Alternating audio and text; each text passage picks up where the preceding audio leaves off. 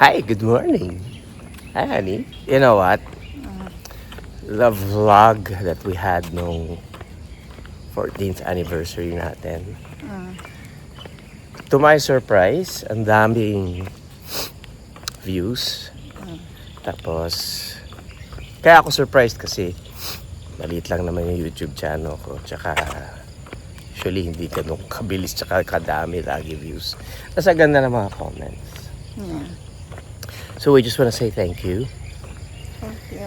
And sabi ko nga dun sa vlog, I've always been thinking of doing a vlog about walking, talking to people. I was going to call it Walk With Me. So parang yun ang launching mo. Diba? So, welcome back to Walk With Me. With my forever guest. Ba't ka natawa? Wala lang. Enjoy!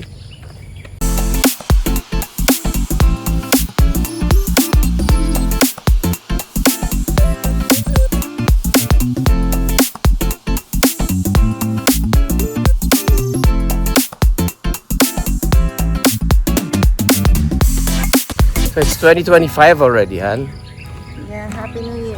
Happy New Year, everybody. For you, ito laging tinatanong to eh.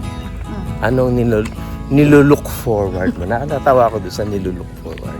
Pwede ba yung ano na lang, nilulook forward? Nilulook forward. Ko? For this? Hindi ka natawa doon sa nilulook forward. Hindi masyado. Sorry na. For this year? Mm.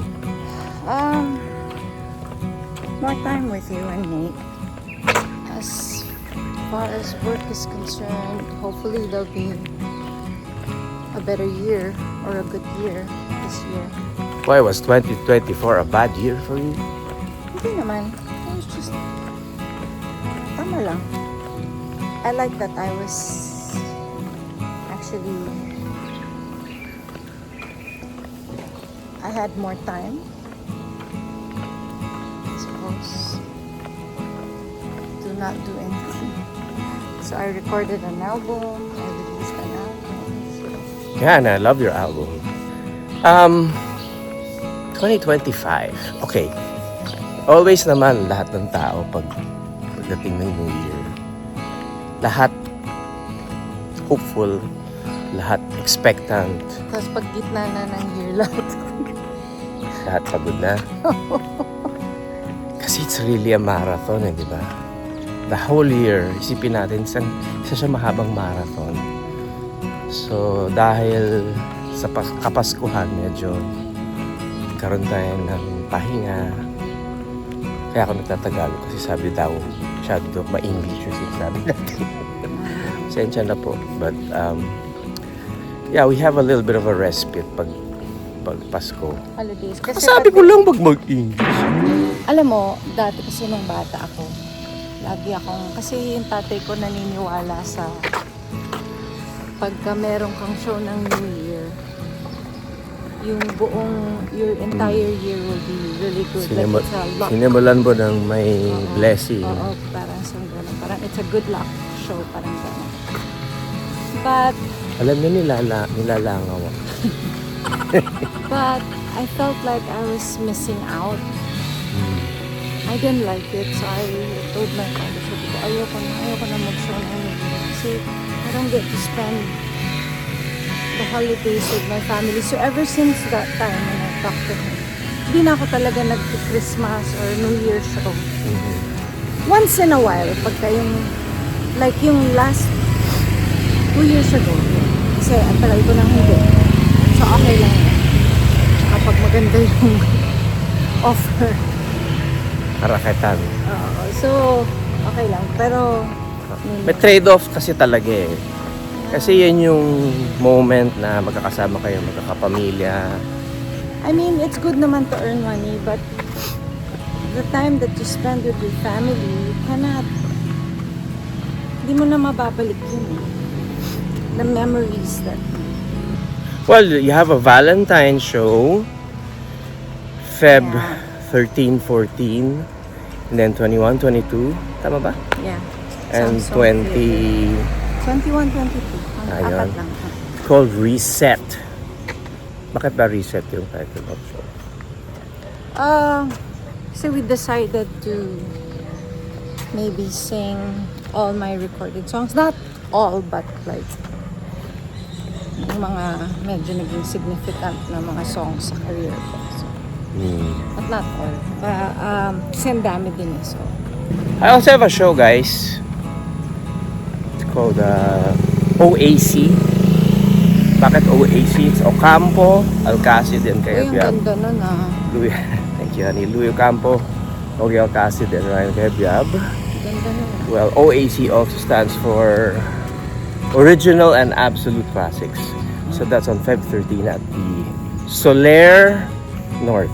Tama ba? Dito sa Quezon City. So, Dito lang. yeah. Looking forward to that. I started the conversation with the New Year. So, nag-vlogging lang kami na konti. But I wanna discuss how, I think people are interested. Ito yung opinion ko lang naman. But it seems like the comments talking about marriage, us talking about relationships and how we do it, how we manage it. Meron ako nabasa isa, sabi niya, sila as a couple, and I think they've been married for a very long time, they take walks all the time. They hike. Parang nakaka-excite yung feeling na mag-hike kasi kami hindi pa kami nakakapag-hike. But we walk. Tapos they camp. And there are moments in their walks na hindi naman din sila nag-uusap. Naglalakad lang sila. May challenges yung walk. Meron namang walk na madali lang. May walk na Up and down, up and down. May hindi nila inaasahan. Biglang papagyo, biglang gano'n. Nung binabasa ko yung comment it reminds me of para andun, ang ganda ng metaphor na walking. But also walking in life. As we walk in life as a married couple, talaga maraming dadaan na gano'n. Diba? May challenges, may mga pagkakataon na, uy, we're breezing through this. Meron mga pagkakataon na hindi tayo nag-uusap. Diba? Meron pagkakataon na usap naman tayo ng usap. So, nakaka-inspire yon. So, thank you for those comments. I'm starting to read also the other comments. But what do you think about that? What? Ang galing. Ulitin ko. Yun yung comment ng... parang babae yung comment. I love all the comments, by the way, that I read. Some of it I read. So you made me read it. Life is truly a walk, isn't it? It's a walk. But it's not a walk in the park. Wala namang walk in the park talaga. Ang ganda kasi sa akin ng metaphor ng walk. Kasi pwede ka naman tumakbo eh, diba? Pwede kang tumakbo, pwede kang sumakay. But a walk, it's careful, it's a measured step, you take your time, you have hello, good morning. You have a certain pace, you're not rushing. Parang sa akin yung keyword is careful. And siguro ganun din yung buhay. Na pag minadali mo, Mas baka lalo. mabangga ka, baka Madapa. mabuwal ka, madapa ka. And if you take careful steps. But the thing is, in life, there's no such thing as being careful. Because, parang... But you need to be. I know, but parang pag may mangyayari kasi talaga nangyayari. Yun nga. Kaya nga andyan yung elements eh, di ba? Andyan yung bagyo, andyan yung mga hindi magagandang pangyayari, sakuna o kung ano man. No, but those things come to make you stronger. Meron akong nabasa or nakita sa TikTok. He was saying, be careful when you pray for strength. Right. Because God will actually not give you strength. He Will will give give you A test. Yeah, problems. Make you strong. To make you, because you will Dinasal mo yun eh. you will learn from kumbaga, you need to be tested, kumbaga real life. Kailangan mong lumakas. Paano ka lalakas kung hindi mo mai-experience yung mga hardship? So, yun, ganun. So, feeling ko, same for me at least. Nag-a-apply din yun sa marriage na sometimes we need to go through some challenges for us to realize Pero how much ayoko na we- ng challenge sa marriage. Ayaw mo na. Napakatotoo lang ako. Hindi, pero meron naman din tayo. Ang mga prayer ko challenges. ay yung challenge sa marriage natin. Yung Meron ba tayong challenges sa marriage natin? Sa totoo, parang wala naman. Pero sa buhay kasi meron eh. Sa buhay meron. Individually Pero sa we go. marriage, ang hirap nun. Individually we go through some stuff and that makes us grow even more closer to each other. Bakit nga ba wala tayong challenges masyado sa marriage? Dahil ba matanda na tayo? Ano ba? Well, Or, darating yan. hindi, wag na nating ipanalangin. Kailangan lang. No, it can be anything. It can be a health challenge. It can be sadness, sorrow. It can be something in the family that's going on. Diba? Nagkaroon na tayo ng ganun eh. Nagkaroon na. And kaya sabi ko, wag muna. Ay, ang hirap eh. Hirap. Although hindi naman directly yung marriage natin ang affected nun. But because we're together, diba? We mourn together. But I guess that's the gift, no? Mayroon kang katuwang, mayroon kang kasama.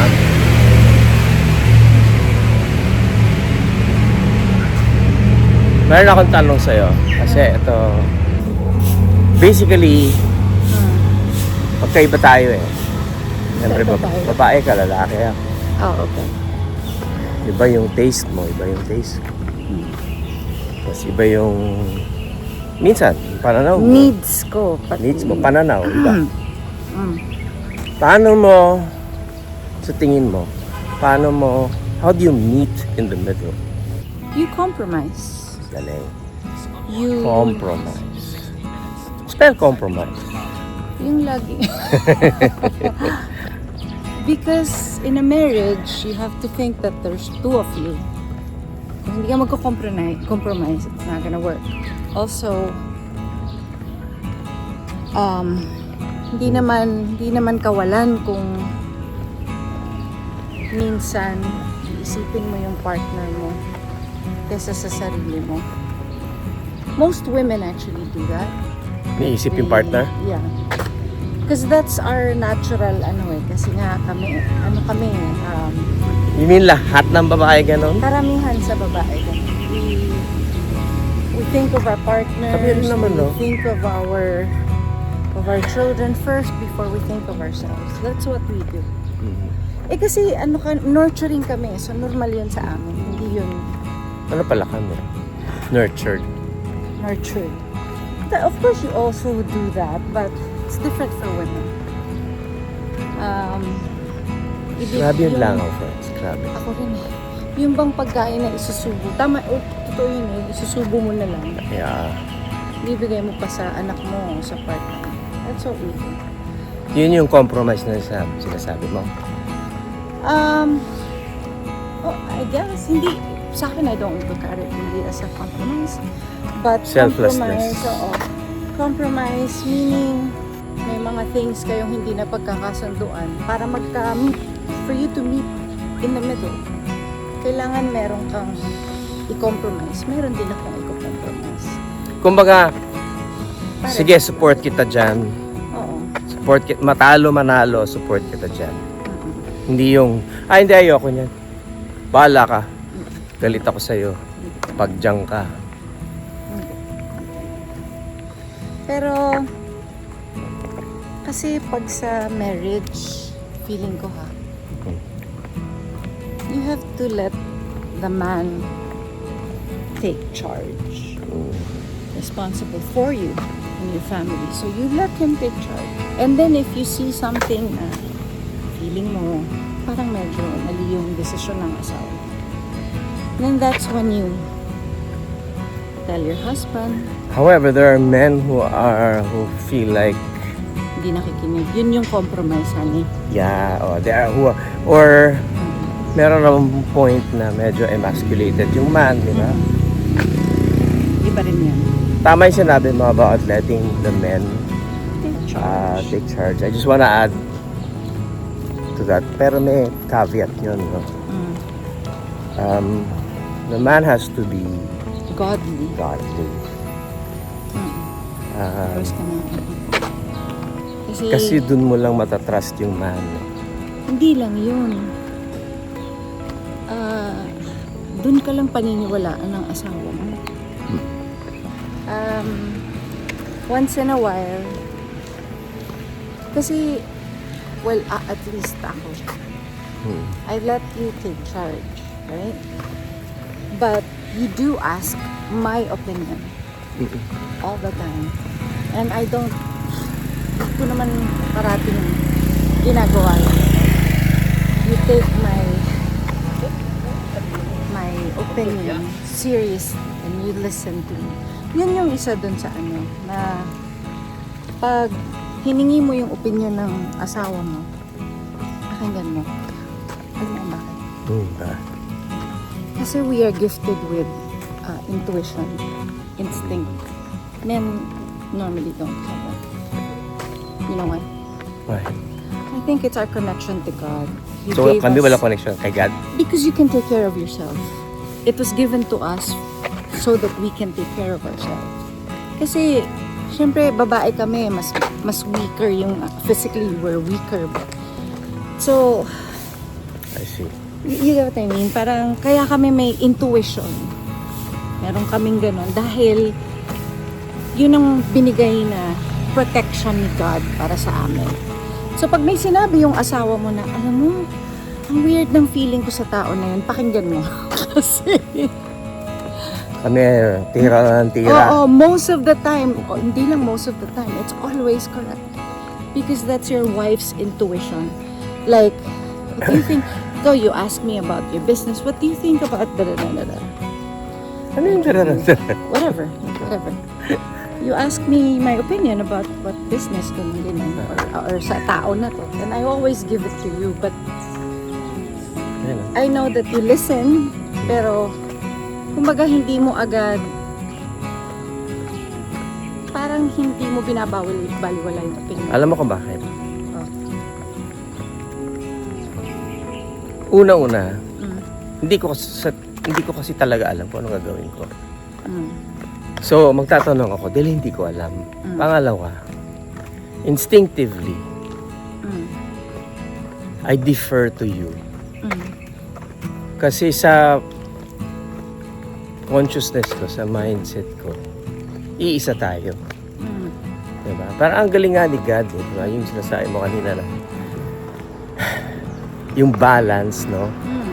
Ng lalaki at babae sa isang marriage. Nagawa niya yon na kung ano yung kakulangan ng isa, napupuno ng isa. Ganun naman talaga. In terms of, kaya team. Kaya team. Kaya dapat hindi kayo magkaaway. Pag nagkaaway, Wala nagkakaroon na. ngayon Ng ng rift. Tapos pag nagpatong-patong, yun yung sinasabi ko dun sa isa nating nawawala ka anak.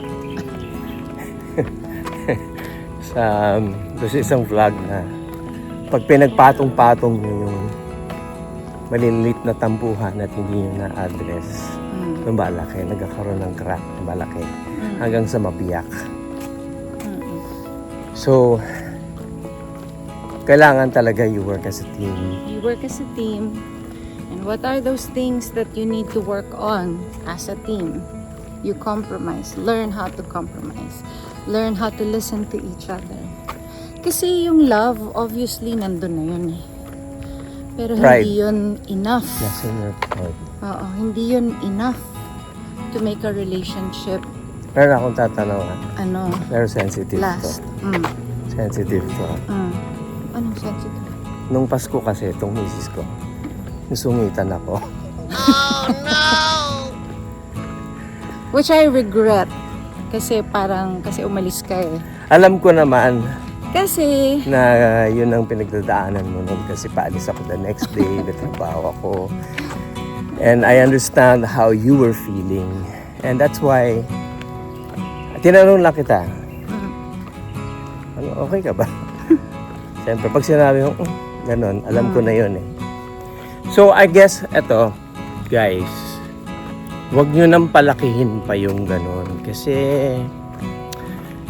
I think you should allow your spouses to feel what they feel. Kasi the feeling is real eh. Hindi naman yun iniimbento, di ba? Hindi naman yun nag-iina-inarte lang. hindi, meron ding inarte. Pero pag pinansin nyo pa yon, inaway nyo pa, bilalaki nyo pa, That's what I like about... it doesn't add to anything. That's what I like about us because we don't do that. When I'm in a bad mood, And when you do, of course, sometimes medyo papatol ka rin.